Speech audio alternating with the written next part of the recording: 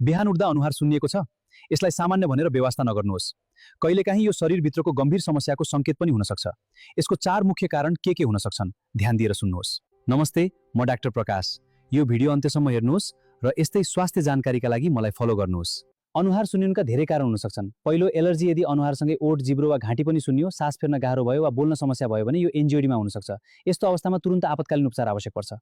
दोस्रो, मृगौलाको समस्या। मृगौलाले राम्रोसँग काम नगर्दा शरीरमा पानी जम्न थाल्छ। त्यसैले बिहान विशेष गरी आँखा वरिपरि अनुहार सुन्निन सक्छ। तेस्रो, थाइरोइड हर्मोनको कमी, हाइपोथाइरोइडिज्म। यस अवस्थामा अनुहार फुलेको, छाला सुक्खा हुने, धेरै थकाइ लाग्ने र चिसो धेरै लाग्ने जस्ता लक्षण देखिन सक्छन्। चौथो, धेरै नुनयुक्त खाना, मदिरा वा पर्याप्त निद्रा नपुग्नु। यी कारणले पनि अस्थायी रूपमा अनुहार सुन्निन सक्छ, तर बारम्बार दोहोरीमा कारण खोज्नुपर्छ। पाँचौं, दाँत, छाला वा साइनसको संक्रमण। यदि अनुहारको एउटा भाग मात्र सुन्निएको छ, दुखेको छ वा ज्वरो आएको भने संक्रमणको सम्भावना हुन्छ र डाक्टरलाई देखाउन आवश्यक हुन्छ। याद राख्नुहोस्, यदि अनुहार अचानक धेरै सुन्नियो, सास फेर्न गाह्रो भयो वा अनुहारसँगै ओठ र जिब्रो पनि सुन्नियो भने तुरुन्त नजिकको आपतकालीन विभागमा जानुहोस्। समयमै उपचारले ज्यान समेत बचाउन सक्छ।